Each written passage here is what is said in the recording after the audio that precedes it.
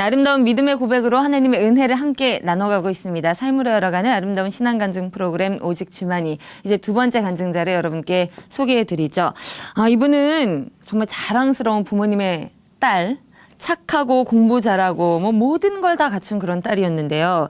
공부 잘하고 또 착하죠. 게다가 돈까지 잘 버는 약사가 됐다고 합니다. 이런 착한 딸 행세를 위해서 빚을 져서까지 부모님께 뭔가를 사드리고 또 가족분들에게 뭔가를 해드리고 했던 이 착한 딸.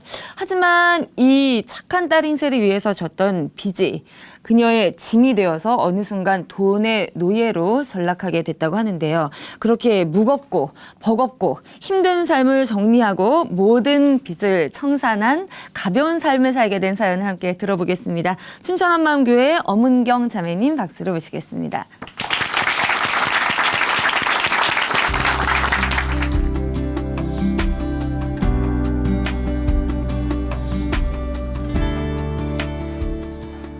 안녕하세요. 저는 춘천 한마음교회 엄은경입니다. 저는 물질과 가족의 주인이 되어 가랑이가 찢어진 줄도 모르고 살다가 죽을 뻔했는데요. 부활하신 예수님을 만나 예수님 안에 있는 모든 것을 다 가진 자가 되어 기쁘고 자유하게 살게 된 은혜를 나누려고 합니다. 저는 몸이 약해서 늘 골골거리면서도 공부 잘하고 부모님과 선생님 말씀 잘 듣고 뭐든 시키는 것은 열심히 하는 모범생이자 우등생이었어요. 그런데도 저는 늘 친구들에게도 가족들에게도 사랑받기 위해, 아니 거절당하지 않기 위해 전전긍긍하며 살았어요. 혹여 친구들의 마음을 잃을까 두려워서 늘 친구들의 눈치와 표정을 살폈고 왠지 저한테 안 좋은 마음을 가진 것 같아 보이면 어떻게 하든지 풀어주려고 했습니다. 그리고 몸이 너무 약해서 자주 아팠던 것을 제외하고는 부모님 속을 한 번도 썩힌 적이 없을 정도로 싫어하시는 것은 하지 않으려고 했어요. 그래서 부모님의 친구분들은 그런 저를 보시며 착하고 공부 잘하는 딸을 둔 저의 부모님을 항상 부러워하셨습니다. 늘 배우지 못하신 것이 한이었던 엄마는 없는 형편에도 공부에 관련된 것은 다 해주시려고 하셨어요. 자주 하시던 얘기가 있었는데요. 내가 과부 대동빚을 내서라도 다 해줄 테니까 넌 공부만 하면 돼 하셨어요. 그러나 아빠 혼자 운전을 하셔서 번 돈으로 자녀 셋을 모두 대학에 보내는 것이 힘에 부치셨는지 아빠는 건축업에도 뛰어드셨어요. 하지만 사람 좋고 남한테 싫은 소리, 아쉬운 소리 못하시던 아빠는 건축대금을 끝내 받지 못하셔서 그게 고스란히 빚으로 남아버렸어요. 부모님의 기대와 자랑이었던 저는 엄마의 권유대로 약대에 진학했는데요. 정작 저는 4년을 공부하면서도 약사가 되는 것이 정말 싫었어요. 약국에 갇혀 드링크값 50원, 100원 때문에 사람들한테 욕먹고 마음 상해하는 것이 너무 싫었거든요. 그리고 몸이 약해서 어려서부터 자주 아팠기 때문에 아픈 사람들을 상대하는 것도 아프다는 소리를 듣는 것도 너무 힘들 것 같았어요. 하지만 아무것도 없이 시작하셨던 부모님이 자녀 셋을 대학에 보내느라 얻게 된 빚으로 인해 저는 더 이상 약국의 개업을 미룰 수가 없었어요. 결국 부모님의 기대와 형편에 몰려 약국을 개업했는데요.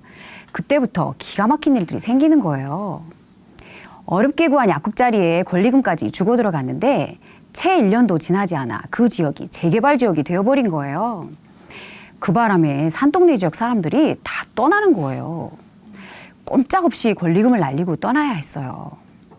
어이가 없었지만 밀려드는 이자와 원금을 막아야 했기에 저는 두 번째 약국을 군사지역에서 개업했는데요. 처음에는 역시 잘 되었어요.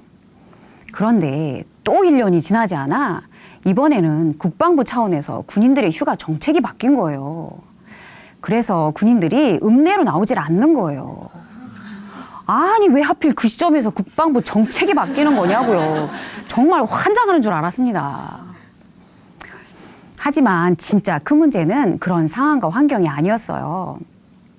이런 상황을 알지 못하셨던 부모님의 친구분들은 돈 잘 버는 약사 딸을 두었는데 왜 해외여행도 못 가느냐며 부모님을 재촉하셨고 두 분은 제 눈치만 보시더라고요. 도저히 기죽어 계신 부모님을 볼 수가 없었어요. 그래서 결국 새 옷까지 사드리면서 수백만 원을 들여 해외여행을 보내드렸어요. 간신히 얼마를 갚았다 싶으면 남동생이 결혼해서 전세금을 보태야 했기에 또다시 빚을 내야 했고요. 얼마를 좀 갚았다 싶으면 또 무슨 사건이 생겨서 제자리가 되더라고요. 빨리 빚을 갚아야 한다면서도 상당히 고가였던 김치냉장고를 엄마의 만류에도 불구하고 턱 하고 사드렸는데요. 그 당시 처음 나왔던 김치냉장고를 엄마 친구분들은 이미 다 가지고 계셨기 때문이었어요. 엄마가 다른 사람들한테 기죽는 것이 싫기도 했지만 결국 그것은 제 자존심을 위한 것이었어요. 저는 돈 잘 버는 약사 딸이었으니까요. 그리고 동일한 이유로 저는 엄마가 좋아하셨던 예쁘고 고급스러운 골프웨어를 자주 사드렸습니다. 함께 건축업에 뛰어드셨지만 아무것도 없이 시작하신 아빠와는 달리 기본 자산이 있으셨던 아빠 친구분들은 다 허리에 커다란 무전기 같은 핸드폰을 차고 다니셨어요. 아빠만 갖지 못하신 것이 저는 너무도 속상했어요. 그렇지 않아도 풀리지 않는 삶으로 인해 자신감이 없으시던 아빠가 왠지 기죽어 계신 것 같아 도저히 볼 수가 없었어요. 그래서 그 당시 거의 100만 원에 해당하는 핸드폰을 턱 하고 사드렸습니다. 왜 그랬냐고 하시는 아빠의 꾸중에도 불구하고 역시 약사딸이 최고야 하시는 아빠 친구분의 칭찬에 저는 만족했습니다.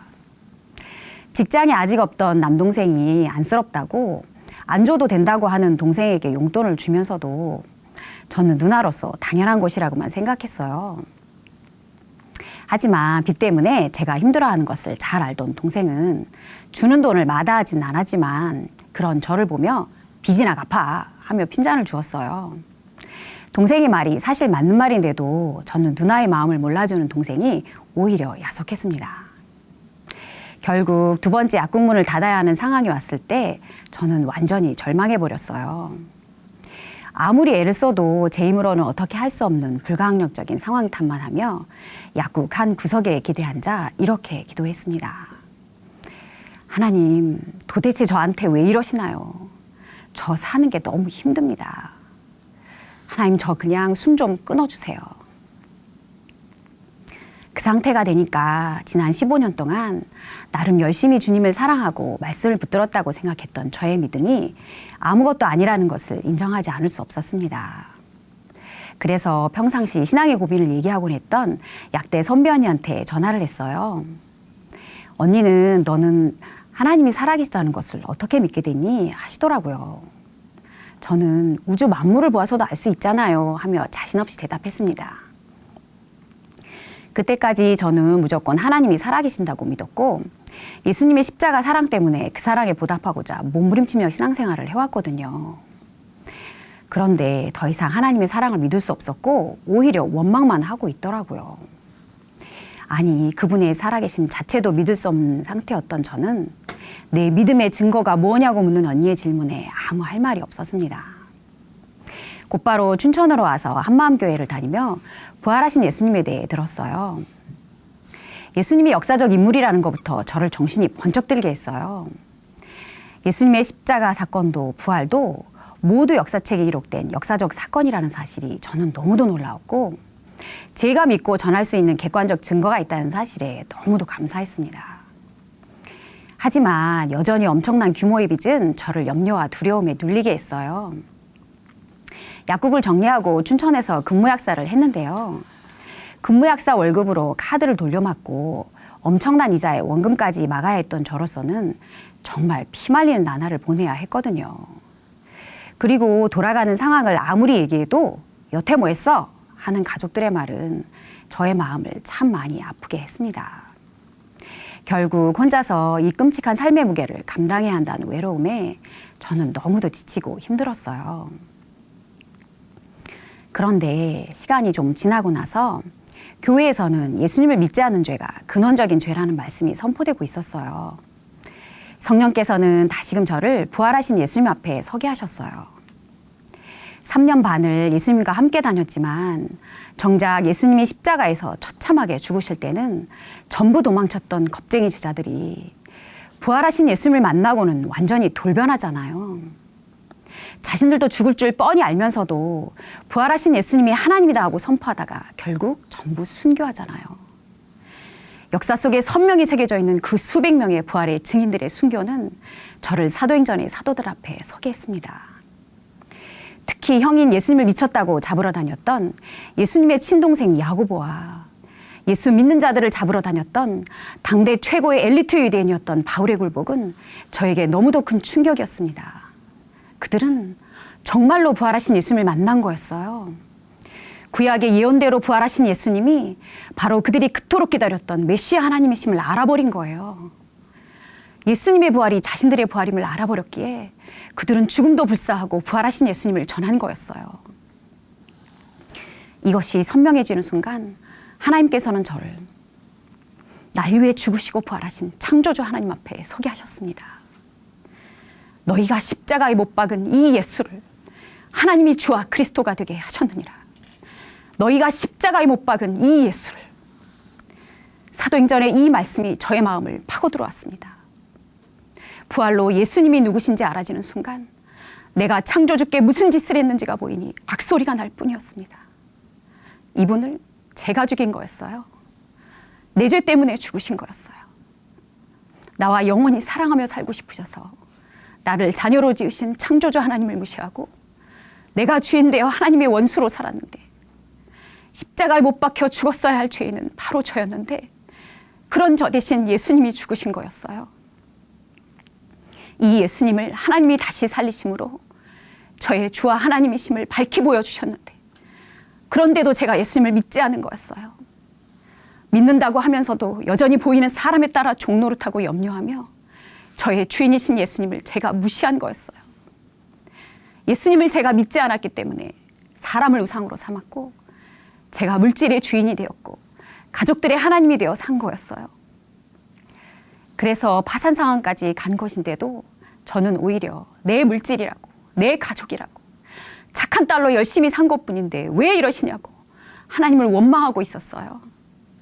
지극히 높은 자와 비교보리라 했던 마귀와 똑같이 하나님을 대적하고 있는 거였어요.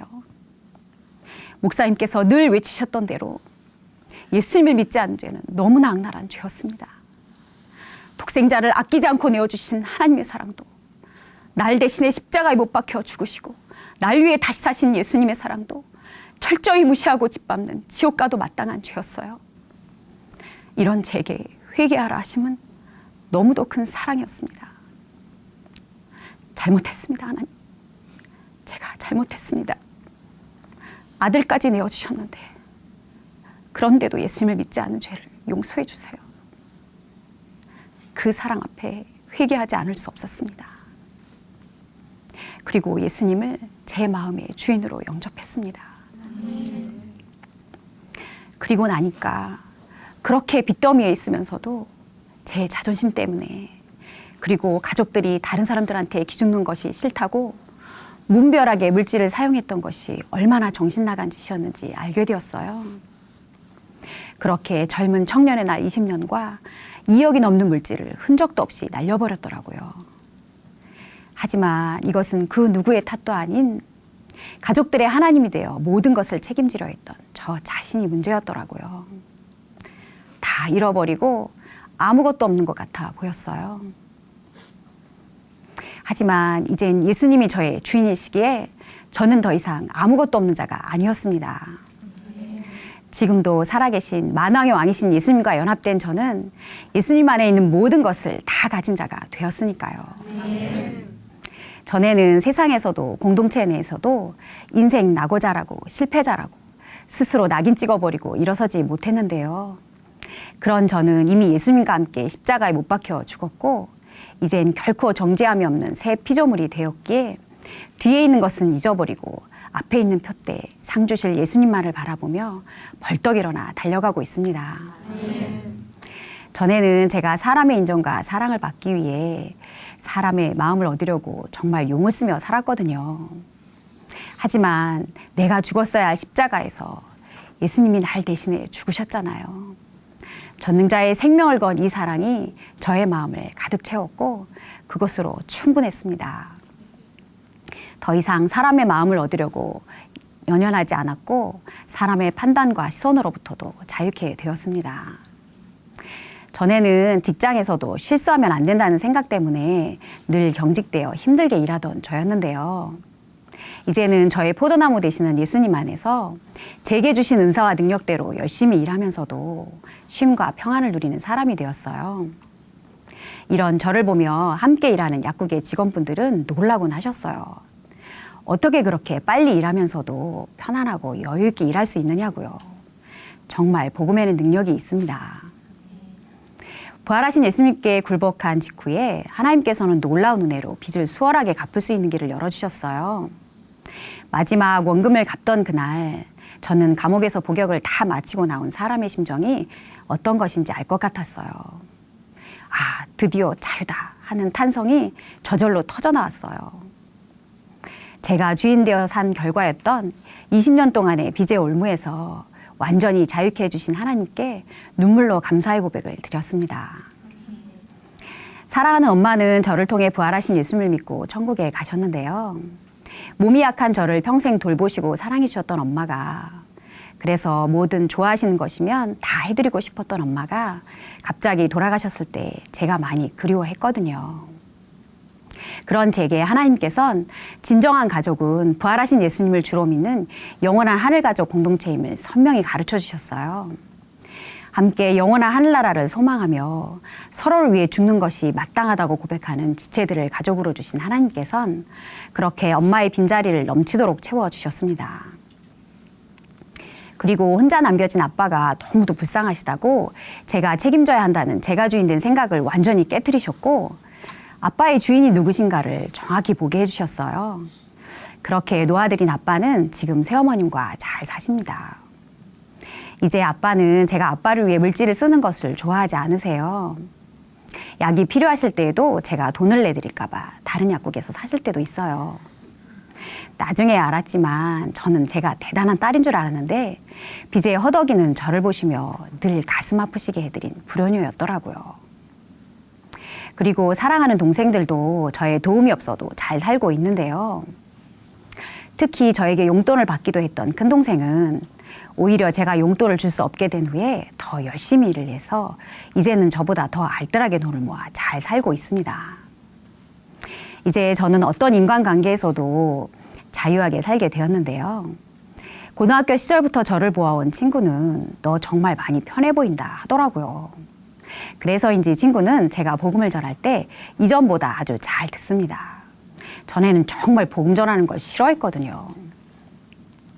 또 전에는 제가 친구들이나 가족들을 위해 해주고 싶은 것을 못 해주면 마음이 너무 힘들었어요. 하지만 이제는 제 형편껏 기쁘고 자유하게 해주고요. 못 해주어도 여전히 기쁘고 자유합니다. 그래서 전보다 더 여유롭고 풍성하게 살게 되었는데요. 그만큼 어려운 이웃을 후원하기도 하고 무엇보다 주와 복음을 위해 마음껏 사용할 수 있어서 너무 좋습니다.